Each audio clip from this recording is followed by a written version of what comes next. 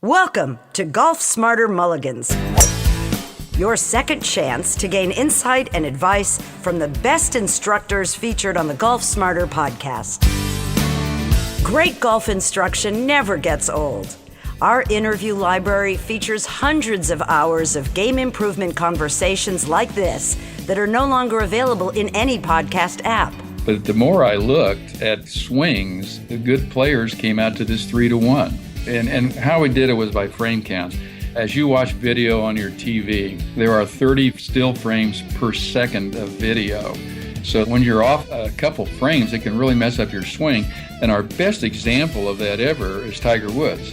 In the 2002 Open at Bethpage that he won by a mile, he was consistently 24-8 on all of his full swings, just 24-8, 24-8, 24-8, just kept doing it. And guess what? If you read our article in Sports Illustrated about Tiger that we put out in September, and it's also the first chapter of the new book, is now Tiger's the most screwed up of anybody on the tour for tempo. Wow.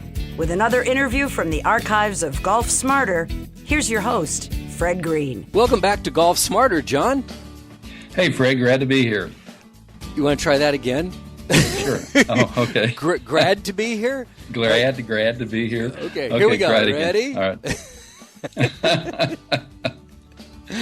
Hey, John, welcome back to Golf Smarter. Hey, Fred, thanks. I'm glad to be back on. Yeah, well, it is good to have you back because there's been some updates since the last time we spoke. And just to remind people, if they have not heard the first time you were on, and that was over a year ago, John is not only the author of the book Tour Tempo, but is the inventor or the main observer of the Tour Tempo method. And you've got a new book, Tour Tempo 2. You've got a new product, and we were going to talk about all of it. But I think that we should actually start with what Tour Tempo is for those who've not heard about this before, because for every golfer, the information you are about to hear is critically important. I believe that. There's no doubt. And basically, it's been about 7 years since we wrote the first book in 2004. It's when it was published. And basically what Tour Tempo is, it's a mathematical ratio of time frames between the takeaway, the top of the backswing, and impact on a golf swing. And that ratio on all good tour players, probably 95% of them anyway, happens to be 3-1. So it takes 3 times as long to finish your backswing as it does to get down to the ball from the top of the backswing. And basically, that's what Tour Tempo is all about. And then, of course, our new book, Tour Tempo 2, The Short Game and Beyond, it expands on what we did in Tour Tempo 1, which was mostly, I was mostly interested in hitting the long ball and wasn't too worried about the short game. But I should point out, too, because we haven't talked for a while, Tour Tempo is not a theory anymore. It's actually a proven fact. It's been proven by Yale University. The departments of physics and biomechanics did a study with David Ledbetter's students. And they used accelerometers on clubs, and they took everybody from a tour pro, actually the sampling of tour pros, down to beginners and in between, and they proved our theory that it's a 3-1 ratio. And then also the guys at TPI, they've been keeping statistics on their 3D system with all the tour pros that come in to see them. And they've also proved that the ratio is around 3-1. So we've got scientific backing on this. It's not a theory anymore. It's absolute fact. And it's probably the only one thing you can agree on the golf swing. The physics department at Yale University, why don't you get somebody with some credibility, like, exactly. Westmore Junior College or something? Really? So did they come to you? Did they come across this by chance and you said, yeah, I've been talking about that for years? So did you have contact with Yale at all? Well, this is an interesting story. Every once in a while, I'll type in Tour Tempo and do a Google search, and all of a sudden, bam, here comes this study by Robert Grober, the head guy at the physics lab at Yale, and the head guy by mechanics is also joined him, and they had read the book Tour Tempo, and they wanted to. They're both at least Bob is a real golf enthusiast, and so they did this study with Ledbetter students. There was Bill Madonna's students and another teacher's students, and they took a 5-iron loaded with all these, sampling things that would give them exactly what the times were for the backswing and the downswing. And I think that the sampling that they took with the tools that they use was actually about, I think it's 200 times more accurate than, counting frames. Not like we did, but it absolutely, proved that our theorem was correct, that the best players go 3-1. And as you work your way downward, not only do they go 3-1, but they're consistently that. And as you work downward, as far as go into higher handicaps, they'll be less consistent on their frame counts as far as the ratio. And they'll also be way off as far as low and slow is one of the things that absolutely is out the window now, because the pros do not go low and slow. They go very fast when they take their club back compared to an amateur. But that's all we've heard for all these years is low and slow. And so we're hoping that is finally going out of the vocabulary of golfers. And I need for you, because it took me a while to figure out what the hell you were talking about. And I mean, not just today. I got it today because it took me a year to figure it out. No. When you talk about counting the frames and what exactly the 3-1, I want to really break that down, because ever since I've become very much aware of this concept, I will watch golfers and watch how quickly they're swinging. Like they'll stand over the ball for a week, and then all of a sudden it's boom. I mean, it's not a, it's there's no 3-1 at all. It's like 0.5 to 1, or it's like so fast it's scary. And then they're giving you a full explanation of what they did wrong when they hit the ball. It just cracks me up. So let's kind of break down how you got to the frames per second situation and then started seeing a pattern. Oh, okay, sure. Well, basically, we were doing some infomercial work with Jan Stevenson. She was one of our early users from the LPGA and actually gained 30 yards by using our speedball training aid that I had invented way a long time ago. And so we were doing an infomercial up in Minnesota, and we had the video from that, and came back home to Kansas City, put it on our computer, and started looking at it. And she was hitting the ball about 260, 270, and she's just a little person, as she'll admit, but just right straight and boom, one of the best swings I've ever seen. Of course, she's one of the best women players that we've ever seen also. And just for some reason, I happened to look up, this was on Apple's Final Cut Pro software, and it'll give you a frame count up on the top as to, when the club started back, you count that as the first frame. Mm-hmm. And then as you go along, you got to the top of the swing where the club, it looks like a still picture. It's suspended in motion. And it's not a stopping point. It's a change of direction. Everybody thinks there's a pause at the top. There's no pause at the top. It's a change of direction. And so I noted that number. And then when she went from that top of the backswing to impact, I also noted that number turned out to be 27.9. And I'm going, that's interesting, but I really didn't care very much because it didn't make any difference, because the prevailing thought up to the time of our book in golf was that everybody has their own tempo. If you walk fast, talk fast, you're going to swing fast. Mm-hmm. And if you walk slow and talk slow, you're going to swing slow. But as my co-author, John Garrity, he's a Sports Illustrated senior writer, he's covered the tour for over 20 years, and his best example of that is Bernhard Langer. And Bernhard, a lot of the pros don't like to play with him because he's so slow and meticulous on everything, getting ready to do it. But then when he swings the same tempo as Ben Hogan. And so, here's a guy that's slow and, and all that other stuff, but he's not slow on the swing. And so basically, that was, I wasn't worried. I thought, well, 27.9, who cares? But then for some reason, later on, I'm looking at some video of Tiger Woods at the Masters that he won the first time. And Tiger's a little bit different physique than Jan. and most humans. Exactly.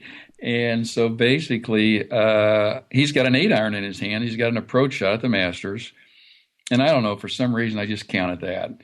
And all of a sudden, it's 27-9. And I'm going like, nah, that couldn't be. That definitely could not be. And so anyway, I started taping a lot of swings. And then you got to realize this is back in about the year 2000. And I'm working off of a video cassette player and tape. Yeah, that was last century's technology. Yeah. Yeah, that was like steam-powered internet at that time. Dial up. Yeah, if you had bing, it. Bing. And so anyway, this was a laborious process. But the more I looked at swings and the more I taped and did them, they all came out. The good players came out to this 3-1, and there were there were 4 main 3-1s. And how we did it was by frame counts. Frame counts, as you watch video on your TV, there are 30 still frames per second of video. And so we call that 30 frames per second. And so basically, these frames I'm talking about, they're 1/33,000th of a second. So that's not too fast. I don't know what happens in 1/33,000th of a second, but I did find out that the club head at the end of the cycle, when it's getting down right before impact, it can travel about 2 or 3 feet in that period of time. So that's it. When you're off a couple frames, it can really mess up your swing. And our best example of that ever is Tiger Woods. In our first book, we pointed out that in the 2002 Open at Bethpage that he won by a mile, he was consistently 24-8 on all of his full swings. Just I didn't even look at the tape until I had my co-author come over. We're sitting up in my editing room, and we're going through and everything, 24-8, 24-8, 24-8, just kept doing it. And guess what? If you read our article in Sports Illustrated, it's on the net on the sportsillustrated.com about Tiger that we put out in September, and it's also the first chapter of the new book. Is now Tiger's the most screwed up of anybody on the tour for tempo. Wow! Oh, wait, is this September 2011? Yeah, September 2011. It was in Sports Illustrated. I'll put a link. I'll find it and put a link up to it on the show notes. So great. Yeah, and it's fantastic. It's a little bit condensed. The one in the book is better because we didn't. It's the full chapter on Tiger's tempo woes. And what happens with Tiger is, with all these changes and all the things that he's had happen in his life, his downswing now is when he gets some bad shots and when he starts popping them over the gallery on the left or right side, they're like 6 frames down instead of his nice normal 8. And if he can even do 7, he's had some very good rounds, just like this last tournament that he won. He was doing some 7 frames down. But what was mostly really screwed up was his putting. Now, wait a minute. When you say 6 frames down, so that would put him at 6-12, 8, so he'd be 18-6? He should be 18-6, but no, right? he would be 24-6. As opposed to 24-8. Yes, exactly. So that means he's coming down really fast. Way too fast. Yeah. And when he does that, the ball can go anywhere. And he had, we followed him in the book. We actually took every tournament he was in and taped him and timed him up till about August. And basically his tempo on everything was all off. And so, as we point out in the book, here's the guy we said was, the best tempo in the history of golf, and now he's got the worst. So the same thing that happened on his putting. Now, what's interesting about his putting, if I forget which tournament it was just lately, is one of the announcers. He got the ball about halfway there on about a 25-foot putt. And the announcer said, "Did he stub that putt?" I always go by the announcer reactions, and he almost missed the putt. this is un-Tiger-like to the extreme. And what happened is that he's just not swinging the club. He's actually so concerned probably about mechanics that he's lost his touch, which was to him the most important attribute that he has about his swing.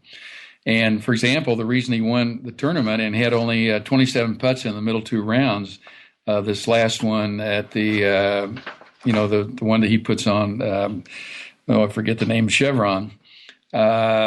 His winning putt was 16.7, and his normal good putting stroke is 16.8. So it was very close on that.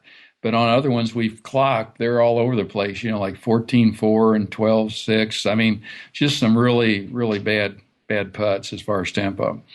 And so and the same thing with all the rest of his shots. He just mostly was off on just about everything. But that's a perfect example of how tempo works out, how important it is. Unbelievable. Yes. Yeah, it's crazy. And here again, that's how the tempo works. And so we count the frames, and we don't count body movement. We count the club head. That's the only thing you can really, put a frame count on is when the club head first moves away from the ball. That's the frame count of 1, and then you just advance it frame by frame until you get to the top, and that's where that's where you take that difference between the first frame and the top. That's your backswing time, and when he was swinging his best at Bethpage, 24.8, and so then from the top to the impact, that was 8 frames. The interesting thing is that everybody seems to be speeding up their tempo. And like when he won the Masters and it was 96, 97, he was 27.9.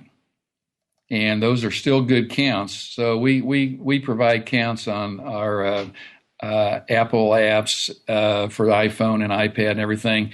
You go 27.9, 24.8, 21.7, and 18.6. 18.6 was Mo Norman. Huh. And so, and they had a segment on the Golf Channel where the guy that was working with him the last years of his life, I think it was Craig Shanklin, and basically he was with Peter Kessler, and they were watching Mo, and he told him that they timed Mo's swing on a driver and a pitching wedge and every club in between, and he had the same exact elapsed time from takeaway to impact on every club.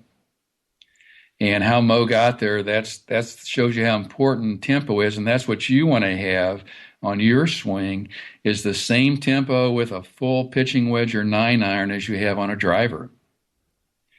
And so what the Tour Tempo tones that we develop, the first tone, you start your swing back. The second tone, you return the club to impact. And the third tone lines up with impact. And these are available on the iPhone apps and on the iPad, and also on Android and the other platforms, and also for download. But that's how Tour Tempo works. And we've been doing this for probably about 10 years now, and it's amazing the results people get immediately when they start doing. Yeah, they get their swing on tempo. Yeah.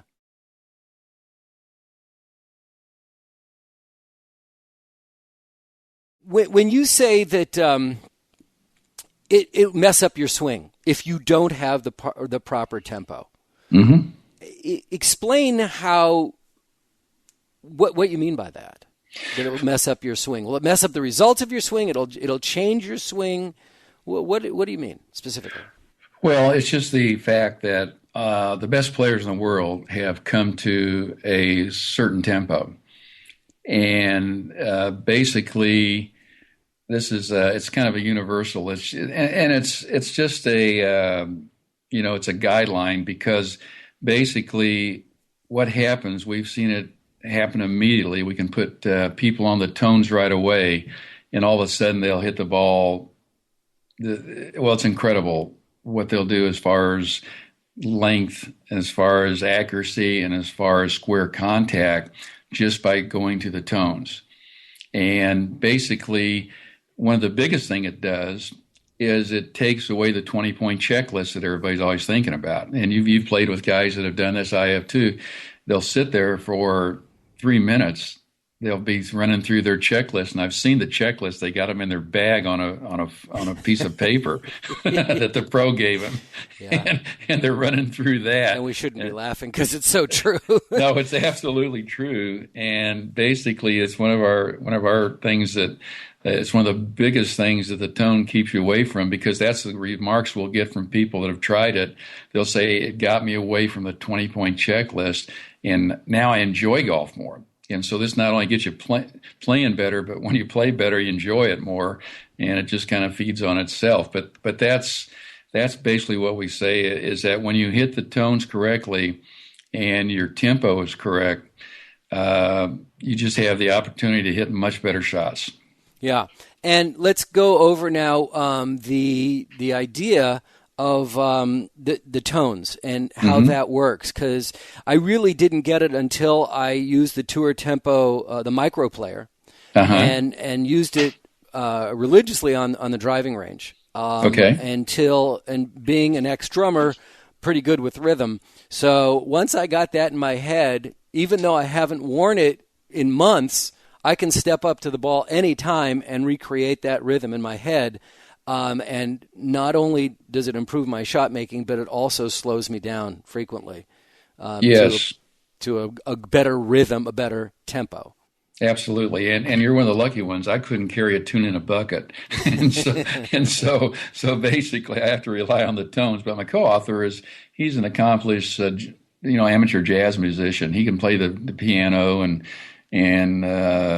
some other things, and he can do the same thing. And we timed him recently, and he was right on 24/8. Really? And so basically,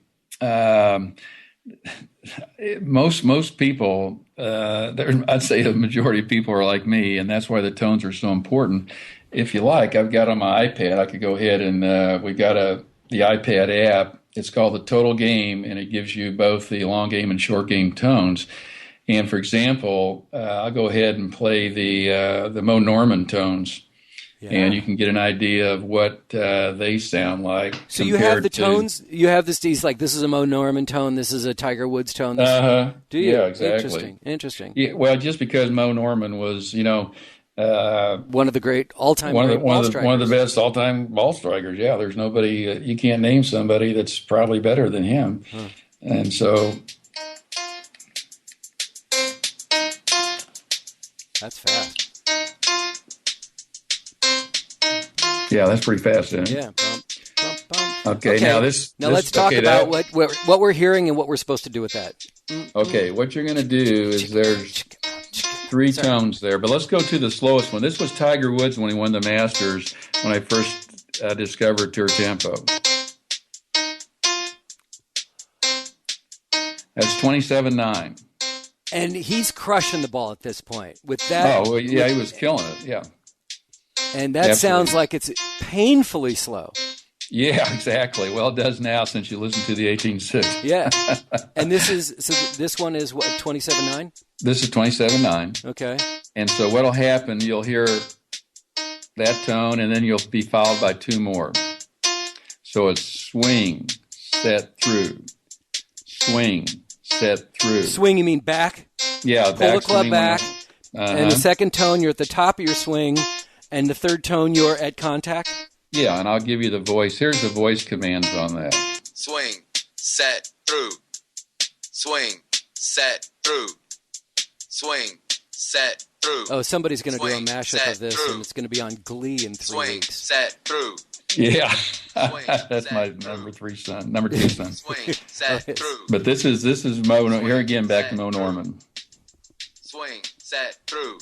Interesting. Swing. And here's back to Tiger. So as you're listening to this, everybody, as you're listening to this, get the sense of what he's talking about. So this is an iPhone app, an iPad app, which is a little more difficult to take to the practice range with you. The iPhone you can easily do. Is it Android as well, please? Yeah, Android as well. Yes, good. Yeah. And so you can just download these or get the micro player.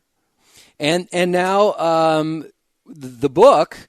in our last few minutes, let's talk about the new book, because you've gone from a 3-to-1. Now you've made an observation. I started reading Tour Tempo too, and I got through the Tiger Woods chapter. I downloaded it to my iPad, and it's like, oh, now I really want to read the rest. Once I read that, I was like, this is really interesting, and it was it's a quick good chapter. read. Yeah. Yeah. Now you're going from a 3-1 to a 2-1 for what part of your game, and explain how you got there. Well, we were going to develop the predecessor to the microplayer, which was our original green player. And basically, I thought, well, maybe we better take a look at the short game.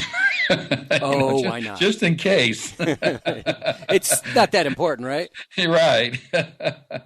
And so basically, I started timing short games. I'm going, holy cow, there's a ratio for the short game, and it's 2-to-1.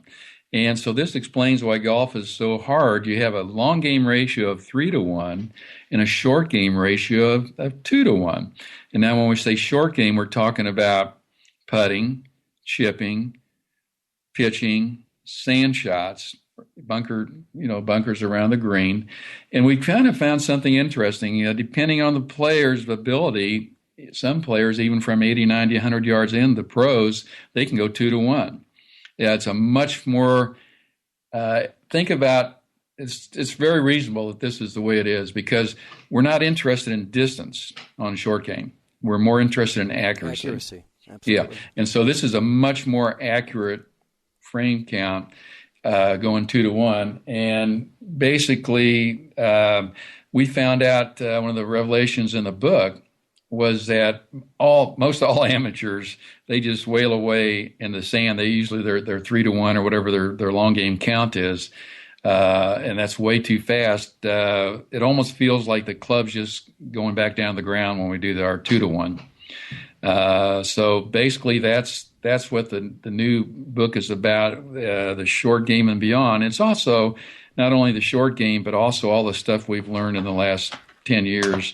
After the publication of the book, when I originally started in the year 2000. Basically, it's all the stuff we've learned about the additional long game stuff, and we have a very important chapter in there called The Force, and it's one of the neatest things. It's one of the things that my son came up with, Bob Grober, the Yale physicist, as far as what he likens the physical part of the golf swing. So it kind of complements our tempo stuff and gives you something really cool to work on mechanics. But that's basically how we got into the short game part. And so then we came out with the app, and we got the short game tones on that, and I'll play some of those for you too. And before you do that, because we've run out of time, could you come back for a second episode? Can we continue this conversation, and we'll make it a members only episode, and we can go much longer? Would you mind? Do you have some more time that we can continue? Sure, that'd be great. Glad to do it. Oh, thank you so much. Well, this is John Novasel, creator of the Tour Tempo products, lines, and original theory. And he will come back for part 2 of this conversation on our next episode, and it will be a members-only episode. So if you are fascinated by this and want to hear the tones for the 2-to-1 tempo, and John, I really appreciate you coming back to the Golf Smarter podcast and being one of our longtime friends and supporters. I do appreciate it. And you ready to do this again? Sounds great, Fred.